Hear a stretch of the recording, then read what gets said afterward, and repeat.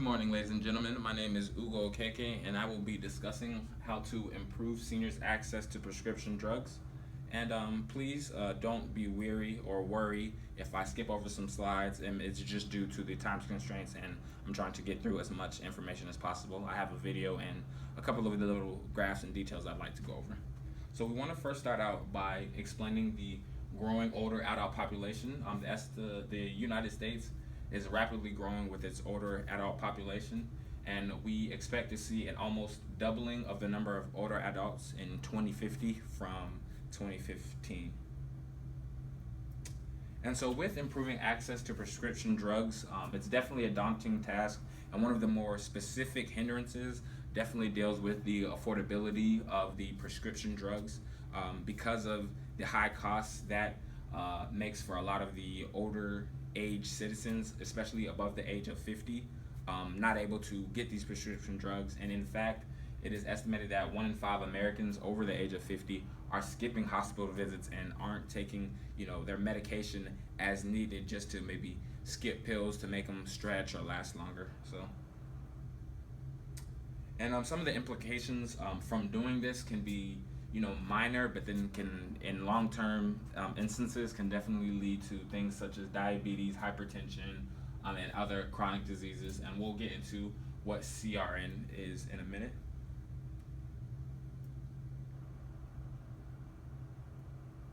Okay, so medication non-adherence, also known as cost-related non-adherence, that's what the CRN stands for, has become one of the leading causes of healthcare costs in America. Prescription non-adherence is associated with misdiagnosis of diseases, death, and unnecessary hospitalization. Avoidable healthcare costs have been estimated over $100 million as related to avoidable hospitalizations. And so the problem and issue, one of the major problems that we have is the donut hole, and I have a video that kind of better explains that. When considering Medicare Part D prescription drug coverage, you may have heard of the Part D coverage gap, also known as the donut hole. What is the coverage gap? Could it affect my Medicare Part D costs? The best way to answer those questions is to look at the coverage offered by Part D plans during the different stages of Part D coverage. This will help you know what to expect during each stage of coverage. There are 4 Medicare Part D coverage stages that can affect your prescription drug costs. The first is the annual deductible stage, which applies if your plan requires you to pay an annual deductible. If so, you must pay the full cost of your prescription drugs until you have met your deductible amount. After that, your plan begins to share the cost of your covered drugs. The second stage of coverage is the initial coverage stage. If your plan requires you to pay a deductible, the initial coverage stage begins after your deductible is met. If your plan does not require you to pay a deductible, then the initial coverage stage begins the first day your plan takes effect. The third coverage stage is the coverage gap, also known as the donut hole. You will reach the coverage gap once you have spent a certain amount on your covered prescription drugs. This amount is determined by Medicare and can change each year. Keep in mind that if you receive extra help from Medicare, you will not have a coverage gap, no matter how much you spend on your covered prescription drugs. During the coverage gap, you will be responsible for covering more of your prescription drug costs unless you enroll in a plan that includes coverage in the coverage gap.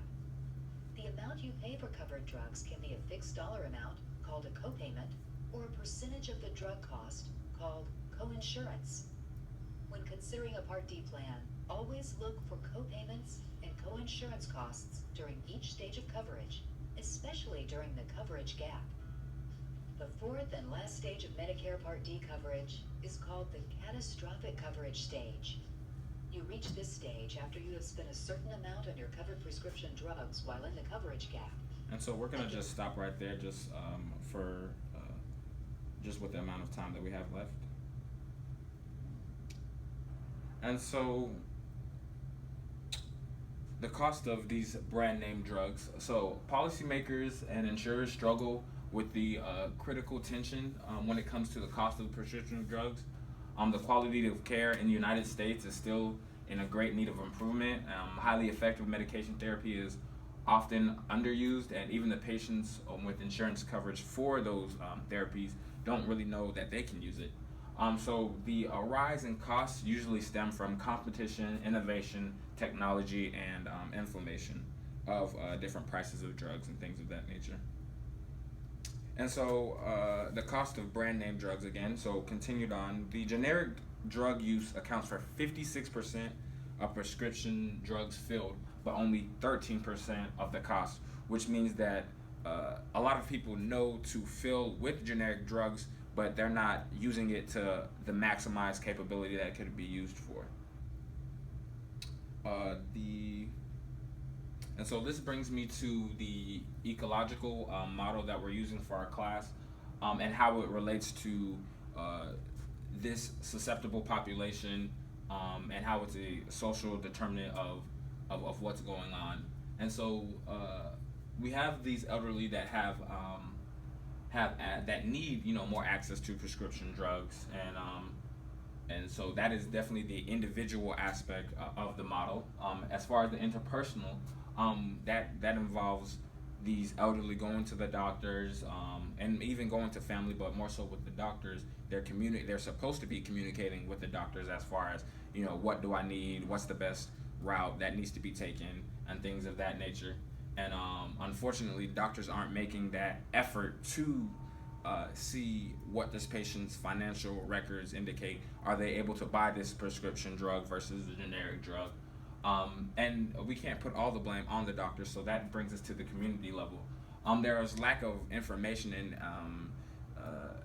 dissemination of information to these elderly in order to better be more knowledgeable of the different alternatives that they have. They don't know that they can, go talk about generic drugs, or go not even with drugs, but different methods of therapy that are lesser than prescription drugs. So the community can definitely help and play a role in that. Institutional, the cost-efficient methods need to be distributed by pharmaceutical companies. I feel like there should be those costs that the upper echelon people, maybe the higher class people can afford, and then there should be different alternatives for the people of lower income, so that they can be able to afford such medications and things like that.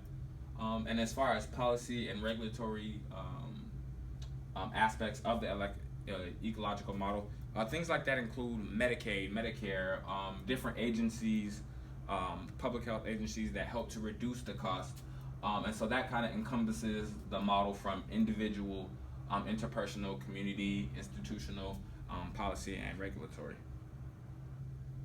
And so some recommendations for fixing or improving is definitely by digesting the donut hole, clever name. Ways to mitigate the donut hole would include improved healthcare literacy among the adults and the older adults, just for better decision making, things like that. Involvement of social support. That again plays into the ecological model. If the community is helping, if interpersonal relationships are helping, then the improvement of access to prescription drugs for the elderly would be improved as well. Prescribing enhancements. Just this alternative or recommendation is specifically, I guess, geared towards more so the doctors prescribing what's necessary, prescribing what the patient needs, instead of a million medications. Let's just get specific and prescribe what exactly that patient needs. Coverage simplification and education of the elderly and the provider. So a lot of the literacy, again, going back to that, it's not even the fault of the elderly, but sometimes the literature is just difficult. So why not, if these people aren't really in the science field or in the medical field, they can't really understand, or even in the business field, they don't understand a lot of the jargon and lingo in their coverage. So making the coverage more simplified so that these people can, or the elderly are able to understand, and just also educating them so that they can, so that they can understand this language that the regulatory agencies are speaking of.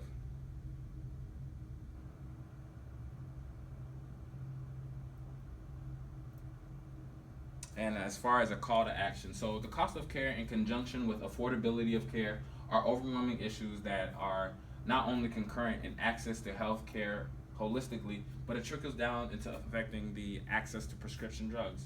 So by mitigating the market for prescription drugs, increasing the use of generic drugs, and completely filling the donut hole, we will be able to improve seniors' access to prescription drugs not only by lowering their costs, but also increasing the knowledge level so that these people can go out and get what they want and know what they want and talk to the doctors rather the doctors just telling them what to do. We want them to be able to be independent and facilitate and make their own decisions. And so the population of elderly is at an inevitable peak due to things like the baby boom and such. And so there is no better time than now that these initiatives must be taken to reduce hindrances and therefore improving the access to these drugs. Here are my sources, and well, I wish there were some people to ask some questions, but if not, thank you for listening.